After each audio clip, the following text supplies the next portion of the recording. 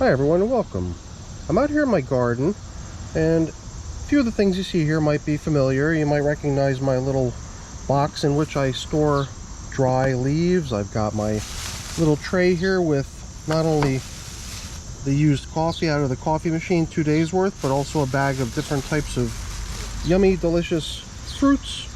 A variety of different fruits such as grapes and strawberries and melons, and there's some watermelon and some cantaloupe melon rind in here as well. This is my collection of pulverized eggshell that I use for grit in my worm bins, and then this is just a cardboard carton with some scraps of cardboard in here. And since I'm outside, you could probably already guess which bin or bins I'm going to be tending to, and it's the ones that are right below the glass here on the shelf of this table.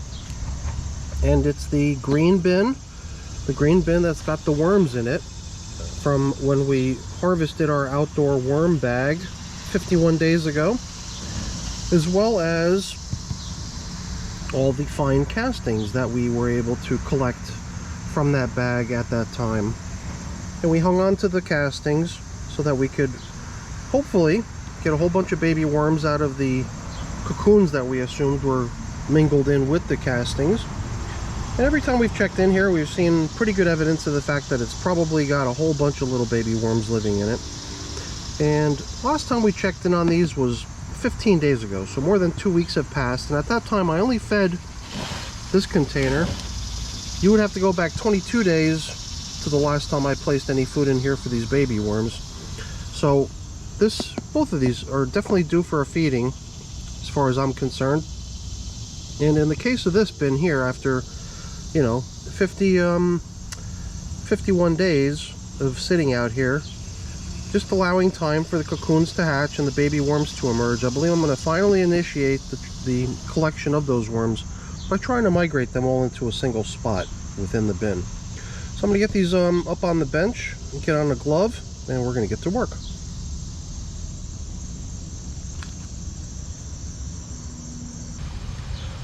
Now here in the container that's got the worms in it, I guess one thing I don't like to see is the remains of dead worms on top of my containers, and here we could see at least 3 that made their way out here and couldn't find their way back to safety, and they turned into jerky basically.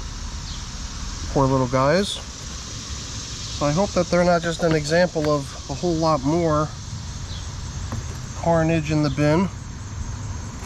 So hopefully when we get in here, we'll find that the environment has stayed comfortable for them.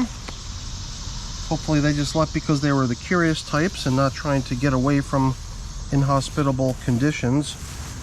But I must admit, it is pretty dry in here, so this kind of gives me a little bit of concern. I'm hoping that when we get down into the lower levels where there's still some moisture remaining, there's going to be our worms. So let's yeah, okay, there we go.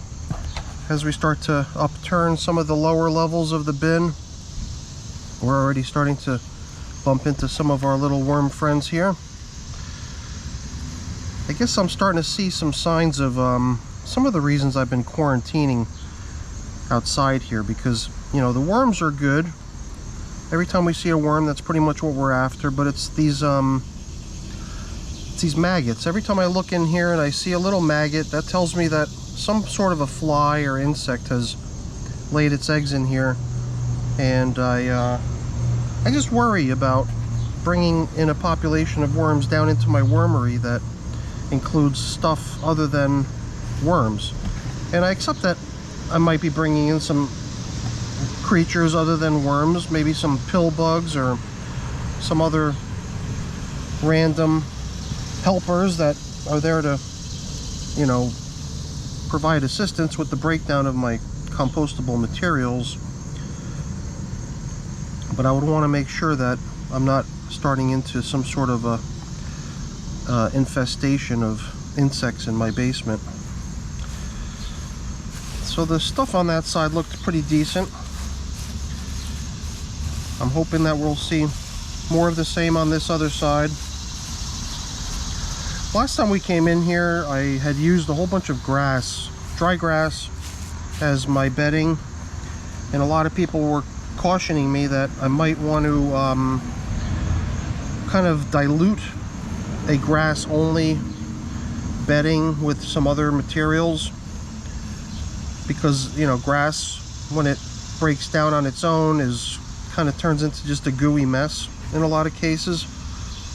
And I'm starting to see little bits of evidence of that here and there. So I'm glad that I came back after the video, after I started getting feedback from people. And you can see I blended in a whole bunch of additional bedding, dry leaves, to complement all the grass that I placed in here. And I think we ended up with a pretty decent mix. I'll admit that it does seem a little bit more dry than it needs to be. Luckily, down deep at the very lowest levels, we've got pretty nice moisture where all the worms are hanging out, taking shelter from the dry stuff up above. So my hope is that the feeding that they're getting today is going to help bring a bunch of moisture into the system and kind of make the entire environment a little bit more cozy for these little guys. So I'm just going to do what I normally do, is I'm going to create a little bit of an opening down the center of the container here, allowing some of the existing bedding type materials that are already here to drop down into the hole. Use that as a little bit of a foundation for our feeding. So I'm going to give them a pretty good chunk of this assortment of fruits. I'll say half. So I want to retain the other half to set up sort of a baiting scenario to try to start rounding up the baby worms in the other container. So I'm wondering if I might have given them a little bit more than half here. That should be okay. It's not the sort of stuff that you would expect to see stick around very long. Grapes, I'm not so sure of. Grapes, sometimes I wonder about that they might take a little longer for some reason. I don't really compost a lot of grapes, so I can't recall for sure, but for some reason I've just got this feeling like grapes are just one of those things that are going to take a little longer to break down. But before we close up this feeding area, we've also got some coffee to give them. But before we do that, let's drop in a little bit of my pulverized eggshell, which is the form of grit that I give my worms. Hopefully this moisture boost that the bin is getting with all these fresh frozen fruits will be adequate to sort of restore a nice dampness to the bin. So I was a little concerned when I first lifted the bin because of its kind of lightweight, because of its somewhat dry contents. But I'm going to kind of blend in some of the dry stuff down into the container. And the only other thing I'm kind of wondering about is if I might benefit in this bin from possibly using that plastic bag that the fruits came in to cover up with. Just for a little while, just so that the moisture that's present within the bin can sort of equalize into the more dry materials that are in here and make the entire contents of the bin you know, friendly for worm traffic, if you will. That was my only other thought here, was that if all the worms are kind of busy taking shelter from the dry material by burrowing down deep, they're kind of neglecting the rest of the materials in the bin that they could also be occupying and nibbling away at. So yeah, someday this bin will make its way indoors, but for now I'm continuing with the quarantining of the container, keeping it outside. And besides this paper and cardboard covering, maybe I'll come back in here and maybe slip a piece of plastic in here just to help with the retention of moisture a little bit, to help dampen things in here a little bit up. So let's go get the castings bin with the baby worms in it, and let's check out how that's coming along.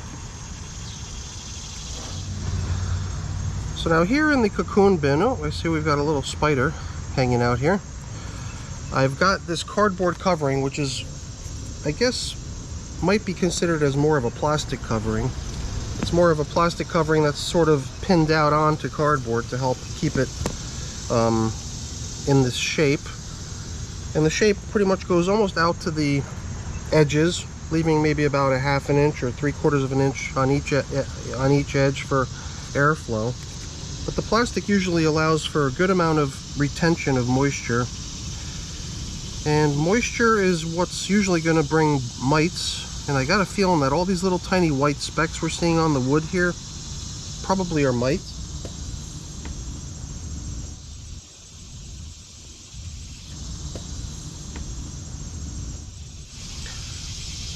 Whether it's mites that we're seeing here or not, I don't know for sure, but if it is, then I would have to say that the numbers are not too outrageous. Maybe we wouldn't want to have quite so many going into our wormery, so at some point maybe taking them inside would also take into consideration the fact that some mites are hanging out, and maybe leave behind that piece of wood, leave behind a piece of paper, anything that looks like it might have some mite population hanging out on it, and kind of do away with them quickly and easily that way. But little guys like this over here, this little pill bug, those are the sort of creatures I would consider as welcome. If they wanted to come downstairs into the wormery and help with the composting of the materials in my bins. There's the spider. Spiders are generally welcome down in my wormery as well. So it is kind of fun to disrupt some of the material in this bin just to get a sense of who all's living in it. So I'm going to do that here just for a moment, because I would think that right towards the top where the moisture was collecting underneath that plastic and piece of wood is where we might find a good number of worms. Sometimes they just need to be jostled a little bit before they start to move, and then we start getting a little bit of a sense of how many worms we've really got. Right off the bat I could see a couple of them moving over here for sure. I thought I saw a little bit of movement over in this direction too. And after, you know, 51 days, I would have to guess that a good number of cocoons have probably hatched, so the number of baby worms in here is probably quite high. The last feeding that I placed in here 22 days ago, more than 3 weeks ago at this point, would have just been some really fast composting leafy materials, I believe. And they would have just been placed right down into the middle over here. So if worms are still trying to scrap up any remains of the last feeding that this bin got all that time ago, then maybe down the middle is where we might expect to find a little bit of activity. Here again, sometimes I find it a little bit easier to see what's going on if I just pause for a moment and I start looking for movement. And it does seem like this container has a fair number of worms hanging out in it all over the place. Worms of various sizes. Some slightly larger worms that may have even slipped through the screening process when I separated these castings from the rest of the material. And maybe some that were just born here. Probably the majority of them were just born here. So it'll be kind of fun to see how many worms we can round up out of this material. I'm going to go a little bit deeper, you know, because I am providing them with a variety of foods here that are pretty scrumptious, and I hate the idea of some sort of other creature making its way into this bin, realizing that there's a variety of delicious, you know, fruits in here, and try to take some of it. I mean, what I always imagine is like ants coming in here and digging around and getting into some of the food that I put in here for the wormies.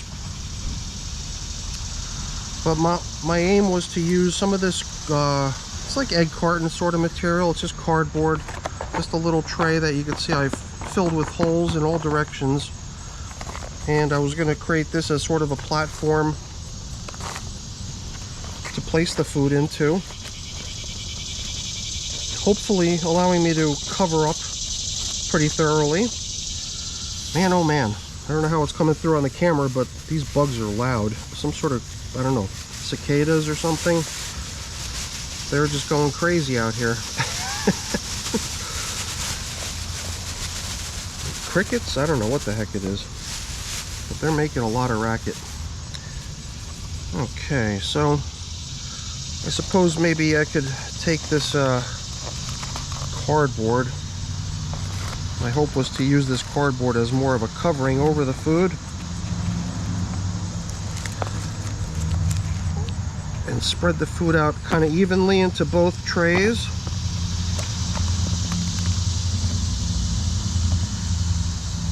Lots of grapes. Hopefully the grapes are something that they're going to like. Some cantaloupe, some watermelon chunks, a little bit of this, a little bit of that. And then we'll spread this bedding type material on top. But my aim is not to have compost full of little tiny scraps of unbroken down bedding type materials, and that's why I didn't use my my leaves. I've got my leaves here and I had hoped to use them in the other bin that we fed, but when I saw how dry stuff was in there, I decided I would just maybe skip putting in more dry bedding and leave it at that. So that's the reason I bought the leaves out here and didn't use them. I'd really rather try to see moisture in that container sort of increase a little bit. So now I got a little bit of grit for these guys too. After all, if this is a baby bin with juvenile worms in it, they're probably on the hunt for some grit to help them break down the foods that they're going to be eating. So I'm going to mix in some of that for them as well in here, and that should make for a pretty tempting little cuisine for these little guys compared to what they've gotten in the past, which has been pretty meager little portions. And I'll be curious to see what kind of a turnout we get in here. I'd really hoped to sort of cover up even more thoroughly than this, so that it becomes sort of something that we could easily excavate and not have to have it go full of castings. I've got this piece of tube here. Maybe we can kind of make better use of this filter to cover up one side and then cover up the other side with this little tube. And then this way we can kind of just backfill the surrounding materials onto this feeding area. And I got a feeling that it's going to have good results. I got a feeling that we're going to see a lot of worms hanging out in that food supply. And my other hope is that we're not going to attract all kinds of weird creatures down into this bin because of what's in there. But hopefully by covering it up pretty thoroughly with these castings that are in here, we're going to obscure its scent from any sort of creatures that might want to tap into it as a food supply, and hopefully it'll remain just for the worms. Okay, so not much left to do here, I guess, other than get things covered back up. This piece of paper is getting nibbled away on pretty good. I wonder if it's the mites or if it's the worms coming up to nibble away on it. Doesn't matter. Hopefully the worms are getting a little piece of it at least. Alright everyone, that was all I was intending to take care of out here today in my outdoor worm systems. So I've got a few things to clean up and put away over here, but I'm not going to keep you around for that because that's boring. Before I go, let me really quickly just say thank you. Thanks so much for watching. Hopefully you enjoyed the video. If you did, please remember to leave me a thumbs up. That's always really appreciated. And if you haven't done so already, please also consider subscribing to the channel too. That's really appreciated as well. Alright everyone, have a great day. Bye now.